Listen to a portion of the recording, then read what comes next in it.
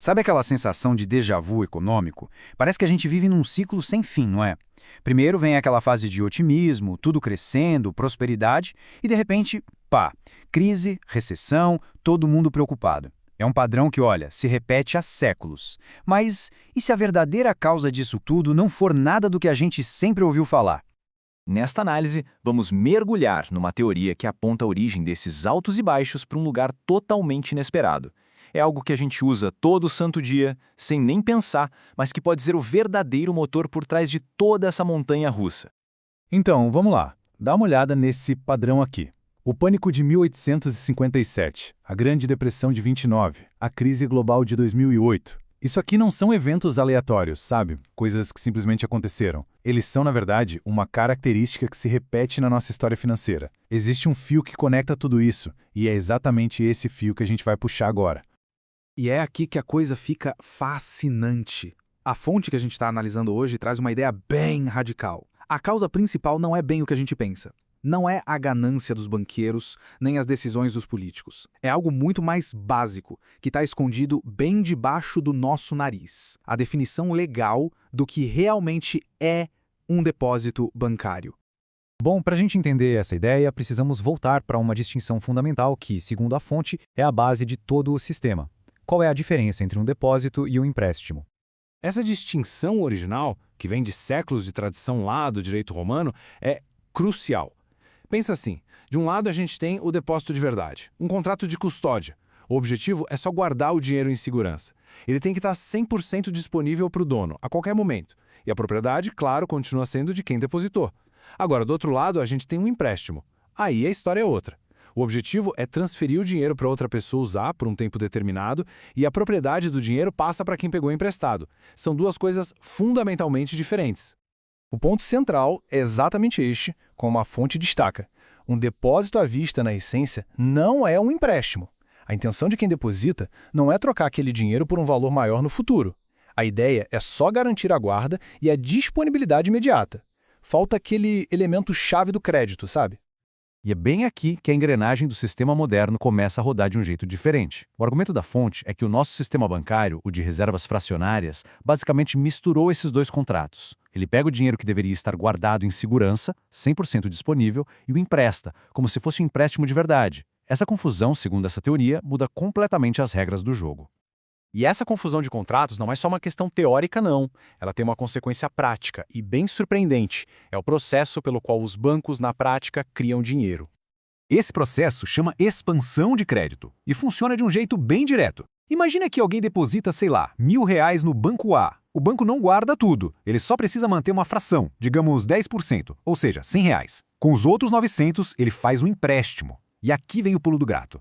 Esse empréstimo de R$ 900 é gasto e, invariavelmente, vai parar depositado em algum outro lugar do sistema. E aí, de repente, esse valor vira dinheiro novo, um novo depósito que existe ao mesmo tempo que o depósito original de 1.000.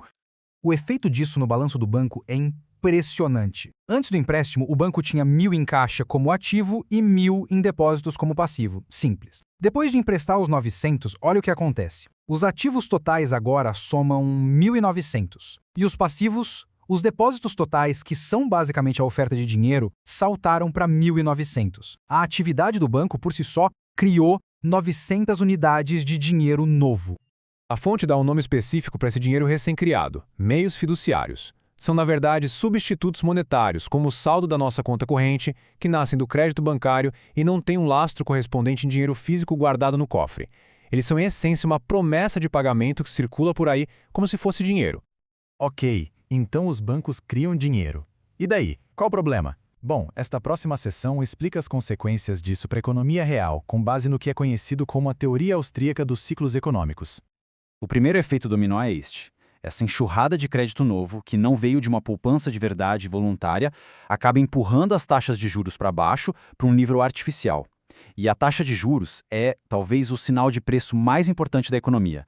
É ela que coordena as decisões de poupar hoje para investir no futuro. Quando esse sinal fica distorcido, a confusão começa. E essa confusão toda leva ao que a fonte chama de mau investimento. Com crédito parecendo barato e farto, os empresários são enganados. Eles recebem um sinal falso de que existe poupança e recursos sobrando para sustentar projetos de longo prazo, como construir fábricas, lançar prédios, expandir a produção. Eles dão início a esses projetos, só que a poupança real para terminar tudo aquilo simplesmente não existe. É uma expansão construída num castelo de areia. E a recessão, então? Ela não é a doença. Segundo essa teoria, ela é a cura. É um momento inevitável e doloroso em que a realidade bate na porta. O mercado percebe que esses maus investimentos não se sustentam, e aí começa o processo de liquidar os erros. A recessão, portanto, seria a ressaca necessária depois da festa do crédito artificial. Certo. Se a recessão é só a correção de um erro que veio antes, a pergunta de verdade é como evitar esse erro em primeiro lugar. E é aqui que a fonte propõe uma solução bem radical para, quem sabe, quebrar esse ciclo de uma vez por todas.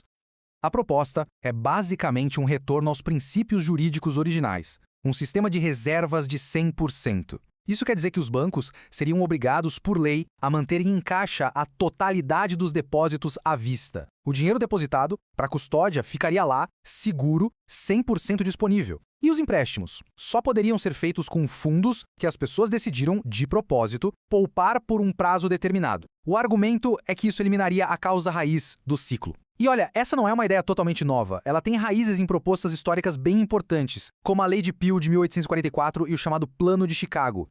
E isso tudo nos deixa com uma pergunta final para pensar. Se a própria natureza do dinheiro na nossa conta bancária, o jeito como ele é criado e gerenciado, é a peça central que move essa instabilidade econômica toda, o que isso realmente nos diz sobre os alicerces de todo o nosso sistema financeiro? Uma ideia bem poderosa para a gente refletir.